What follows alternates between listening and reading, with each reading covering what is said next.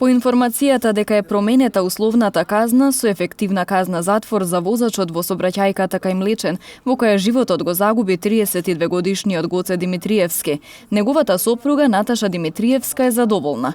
Таа вели дека народот не се согласува со време траењето на казната, но сепак според неа носи надеж за непристрасно судство. Додава дека е напредок и тоа што е изречена и забрана за управување на моторно возило во период од 2 години. Задоволна сум од информацијата дека е променета условната казна со ефективна казна затвор. Казната затвор е онаа што ја даде судијата при основен суд, со тоа што условната казна се замени само со ефективна казна затвор. Дополнително ново е што е изречена и забрана за управување моторно возило во период од 2 години.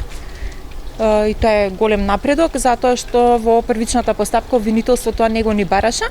Туку по моите представки кои што беа поднесени до судски совет и до Советот на јавни обвинители, истото беше наведено и во жалбата на јавното обвинителство.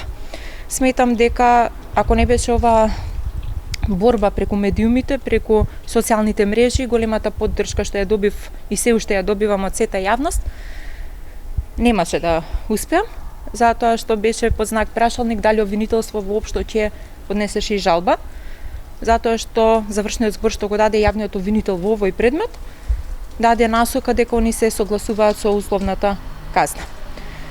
Дали е доволно изречената казна?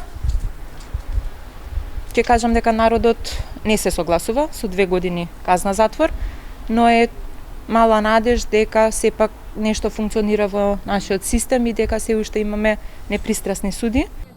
Борбата на Димитриевска продолжува. Таа очекува судскиот совет да го разгледа предметот против судијата кој го водеше предметот. Се надевам дека сега судскиот совет ќе го разгледа предметот против судијата кој што го водеше при Кривичниот суд Скопје и ќе донесе одлука во рамките на нивните надлежности, дека Советот на јавните обвинители ќе преразгледа представката, затоа и ќе дадат конкретно образложение по однос на овој предмет, затоа што не може со 3 реченици на еден лист хартија да одадат такова образложение за многуте пропусти кои што се направени во истражната постапка, па и на главната расправа од страна на јавниот обвинител.